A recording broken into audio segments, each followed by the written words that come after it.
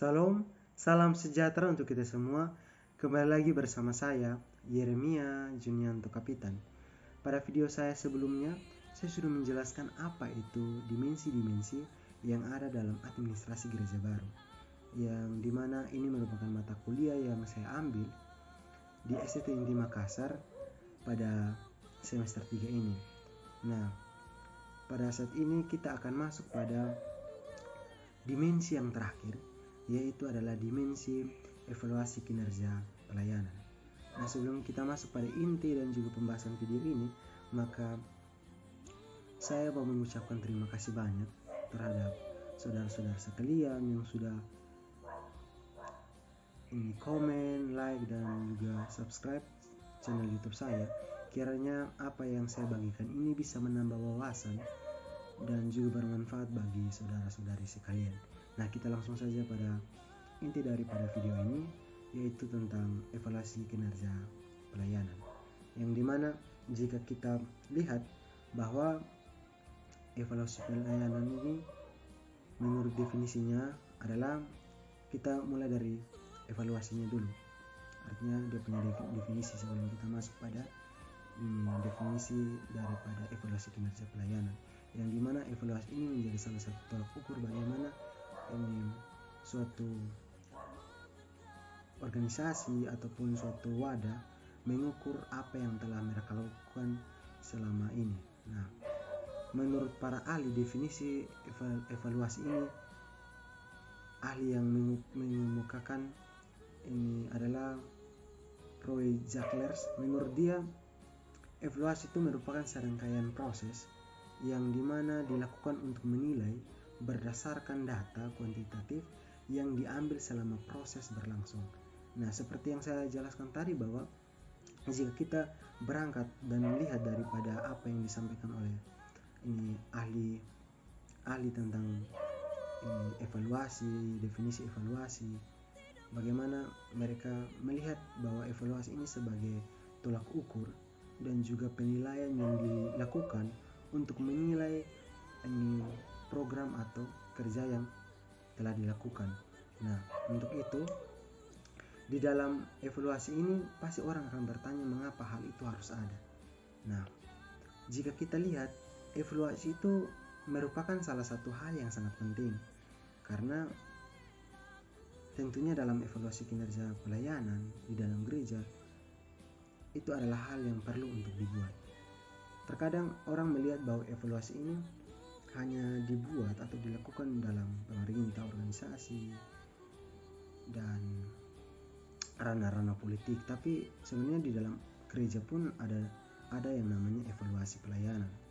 Nah, karena melalui evaluasi ini itu membantu gereja untuk bisa melihat pelayanan yang telah dilakukan selama ini, meninjau kembali apa yang telah dibuat dan pencapaian apa yang telah didapat ketika melaksanakan program-program kerja di dalam gereja tentunya. Nah, tentunya ketika kita melihat tentang evaluasi ini, pasti seperti pengertian dan definisi yang saya berikan tadi, bahwa evaluasi ini membuat orang-orang yang ada dalam evaluasi tersebut bisa melihat apakah ada kemajuan atau penurunan dalam program yang telah dilakukan. Sehingga evaluasi ini sangat berperan penting dalam pengevaluasian di dalam organisasi ataupun di dalam pelayanan yang dilakukan, agar dapat melihat apa yang perlu untuk dilakukan, pembaruan apa yang perlu untuk dilaksanakan untuk menopang dan menunjang pelayanan tentunya. Nah, di dalam administrasi gereja baru, yang dimana gereja setelah melaksanakan dimensi-dimensi yang menjadi dasar dalam pelaksanaan administrasi gereja baru yang berlandaskan pada Alkitab, teologi, dan doktrin, yang bagaimana pengevaluasian itu dibuat atau disesuaikan dengan pelaksanaan kebijakan yang telah dibuat oleh gereja, bagaimana pelaksanaan kepemimpinan dan manajemen di dalam gereja, kemudian bagaimana gereja berkontribusi dalam melaksanakan organisasi di dalam gereja dengan konteks berbagai budaya yang fleksibel yang ada di dalam gereja, dan juga bagaimana gereja mengenal tentang atau memberikan pengenalan tentang ekologi yang berada di dalam gereja. Nah, setelah gereja melakukan pengevaluasian terhadap landasan-landasan yang ada di dalam gereja, yang dimana kita lihat pengevaluasian ini dilakukan secara keseluruhan, sehingga hal tersebut akan membedakan antara administrasi gereja baru dengan administrasi gereja lama. Nah, nanti pada akhir video dimana pas pada kesimpulan saya akan menjelaskan apa sebenarnya perbedaan antara administrasi gereja baru dan administrasi gereja lama. Nah, dalam melaksanakan evaluasi kinerja kerja di dalam gereja itu memiliki prinsip-prinsip yang on the track, artinya yang berdasarkan pada penguasaan yang pertama adalah Alkitab, teologi, dan doktrin, yang bagaimana melalui Alkitab ini gereja atau jemaat perlu untuk menguasai, karena itu merupakan jantung gereja yang menghidupkan semua pelayanan yang ada di dalam gereja, sehingga Alkitab itu merupakan hal yang sangat penting di dalam gereja. Kemudian doktrin itu perlu untuk diperiksa kembali dan tidak bisa diterima begitu saja, dan juga teologi yang hadir di dalam gereja ini bisa dilihat sebagai prinsip evaluasi yang menjadi lembah bagi jemaat untuk bisa mengenal dan memahami akan kehendak Tuhan, dan juga penguasaan baik terhadap filsafat agar perlu untuk mengajarkan dan mendidik orang-orang Kristen bagaimana untuk berpikir secara baik, dan memahami juga tentang metode dan cara-cara untuk menemukan bagaimana cara untuk mengeksekusikan pelayanan yang baik dan benar di dalam gereja. Dan juga diharapkan bagaimana gereja atau pelayanan di dalam gereja seperti jemaat itu bisa memahami dengan baik akan teori dan memiliki wawasan yang luas, bukan saja tentang ilmu teologi tetapi tentang ilmu-ilmu yang lain, dengan harapan untuk menunjang pelayanan yang ada di dalam gereja. Nah, melalui prinsip-prinsip yang telah saya jelaskan, saya ini sebutkan, yang dimana ada dalam administrasi gereja baru, inilah yang menjadi multidisiplin ilmu. Artinya bahwa ini menjadi suatu hal yang sangat perlu untuk dipelajari bagi jemaat atau orang Kristen untuk bagaimana bisa memperdalam akan ilmu-ilmu, wawasan, bukan saja tentang teologi tetapi bisa tentang ilmu-ilmu lain, dan memperkaya akan pengetahuan dan juga pengalaman agar bisa berkontribusi dan memberikan kontribusi terhadap pelayanan di dalam gereja. Nah, ini dalam administrasi gereja baru, gereja itu perlu untuk memiliki karakter. Nah, karakter yang perlu untuk dimiliki gereja itu harusnya bersifat damai sejahtera, yang dimana gereja harus siap untuk terus diperbaharui oleh Allah agar dapat tetap eksis di dalam perkembangan zaman sekarang ini, yang dimana gereja dengan pembaruan yang dilakukan bisa bertransformasi dengan ilham yang berdasarkan pada kebenaran Alkitab atau kebenaran firman Tuhan.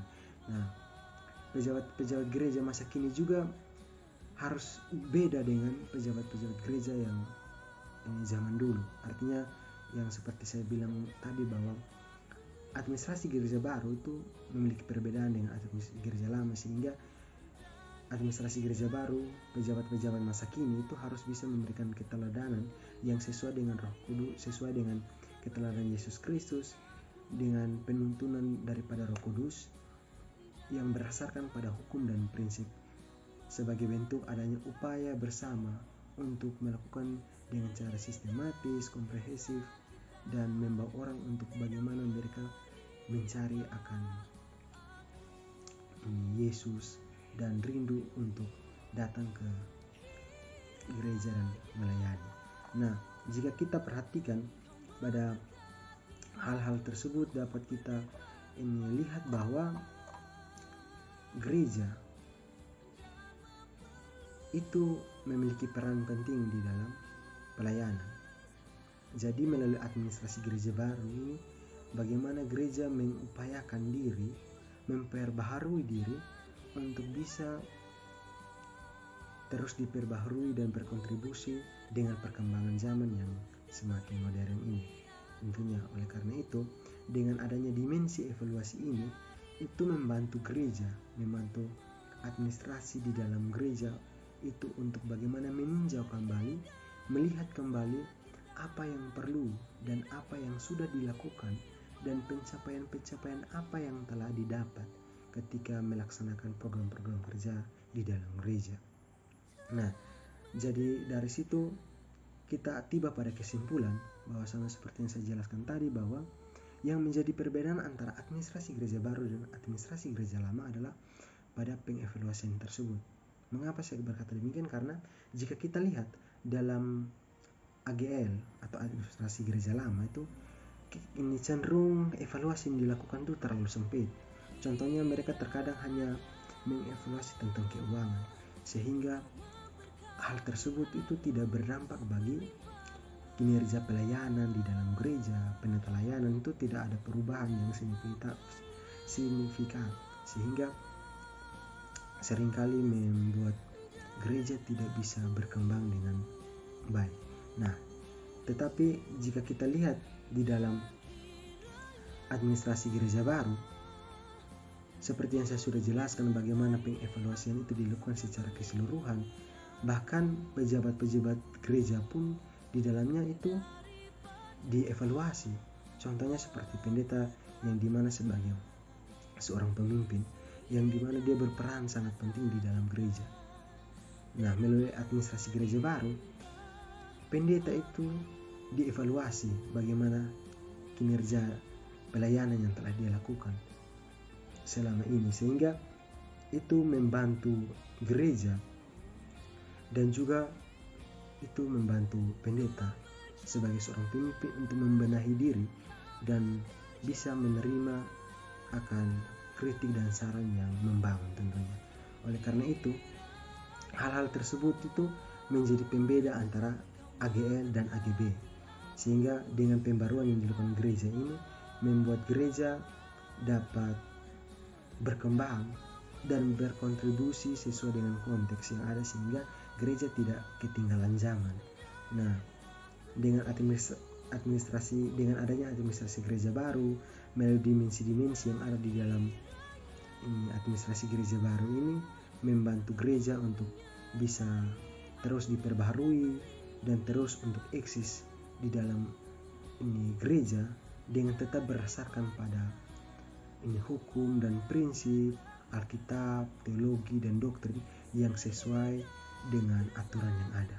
Nah, itu merupakan penjelasan saya tentang evaluasi kinerja pelayanan gereja, bagaimana evaluasi kinerja pelayanan gereja ini berperan sangat penting karena menjadi salah satu tolak ukur bagi gereja untuk menilai, meninjau, serta melihat kembali program-program dan kegiatan-kegiatan yang telah dilakukan, apa dampak yang telah diterima dan dirasakan oleh jemaat dan terkhususnya juga untuk gereja tentunya. Kiranya apa yang saya sampaikan ini bisa menjadi satu wawasan yang baru bagi teman-teman dan bisa memperkaya wawasan-wawasan teman-teman dan saudara-saudara sekalian agar bisa mengerti, memahami akan administrasi gereja baru, dimensi-dimensi yang ada di dalam administrasi gereja baru ini. Kiranya apa yang saya sampaikan ini bermanfaat. Akhir kata saya mengucapkan terima kasih banyak dan kiranya Tuhan Yesus memberkati. Salam.